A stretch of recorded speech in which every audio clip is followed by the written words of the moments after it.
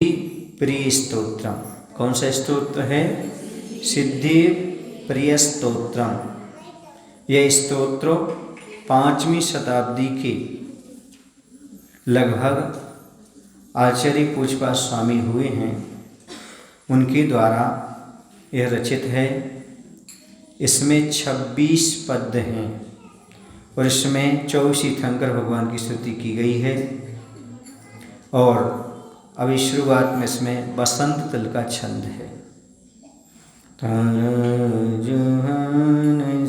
जहान जहान गा सिद्धि प्रिय प्रतिदिनं प्रतिभासमानै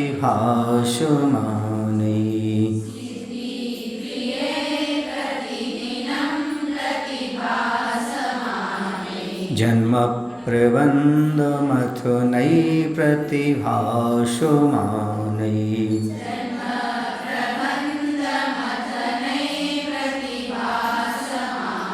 श्रीनाभिराजितनुभूपदवीक्षणेन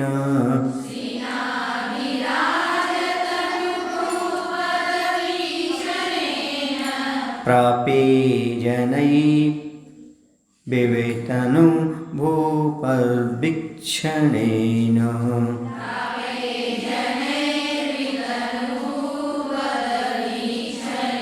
प्रापे जनैर्वितनु भूपद्वीक्षणेन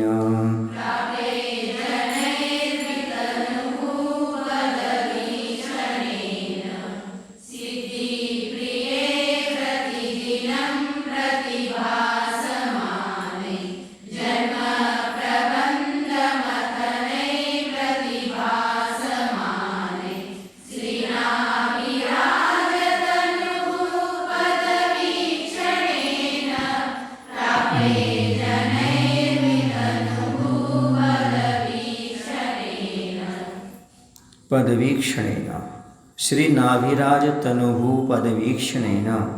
श्री नाभिराजा के पुत्र आदिनाथ भगवान के पद माने चरण कमल का, वीक्षणेन माने अवलोकन करने से, देखने से। सिद्धि प्रिय, सिद्धि यानी मुक्ति ही जिनको प्रिय है। प्रतिदिनम प्रतिभासमानै, प्रतिदिन हमेशा सम्यक दर्शन आदि गुणों से जो प्रकाशमान हैं।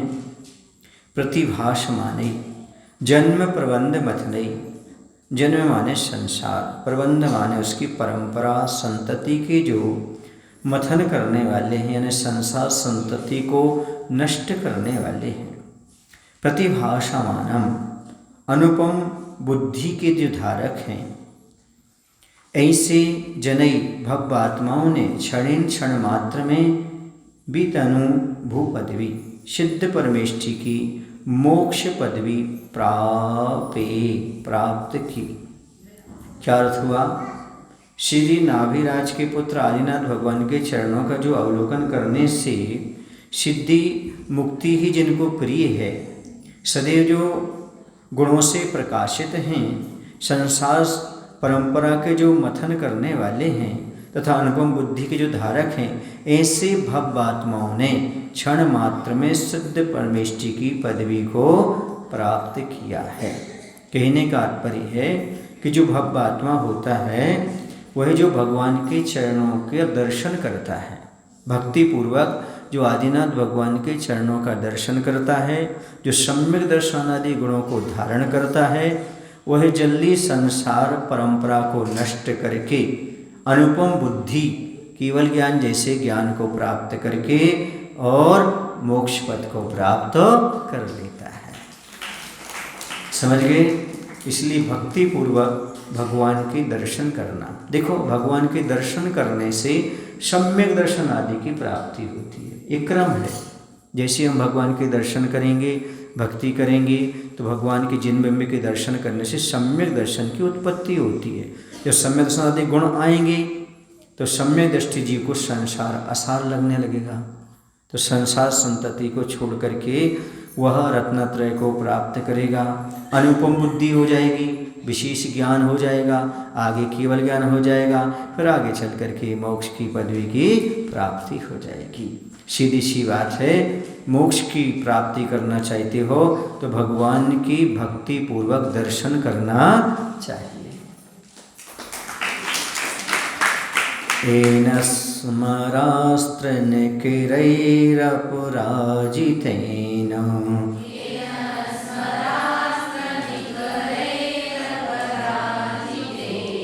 सिद्धिर्वधू ध्रुवमवोधिपराजितेन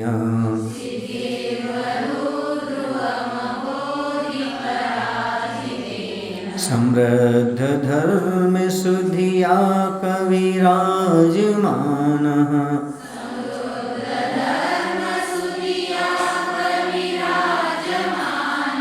क्षिप्रं करोति यस्य सा सविराजमानः।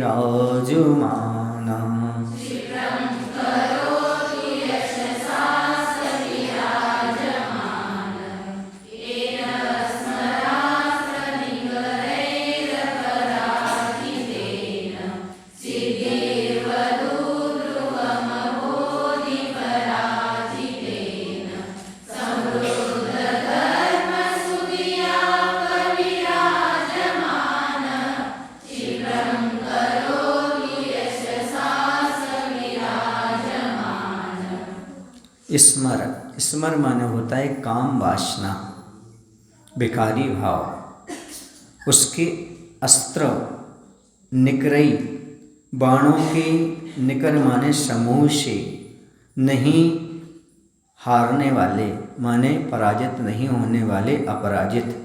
एन जिन द्वितीय तीर्थंकर अजितेन, अजितनाथ भगवान ने परा सिद्धि बभूव, परा माने उत्कृष्ट, सर्वोत्कृष्ट, सिद्धि माने मुक्ति रूपी, वधु माने कामनी स्त्री, ध्रुवम निश्चय से, अवोधि उसके लिए पहचान लिया, यश सह विराजमानः, यश माने कीर्ति द्वारा जो सुशोभित हैं, विराजमान हैं, सह वे अजितनाथ भगवान, क्षिप्रम, क्षिप्र माने होता शीघ्र, आंसू, जल्दी, तुरंत, समृद्ध धर्म सुदिया सह, अतिशय करके वृद्धिंगत हुई है धर्म बुद्धि के साथ, कविराज माह, कवीश्वरों की शोभा को, अथवा कविराज अरहंत देव उनकी अनंत चतुष्ट रूपी जो लक्ष्मी है, माँ माने लक्ष्मी है, को नहा हमारे लिए करोति प्रदान करें।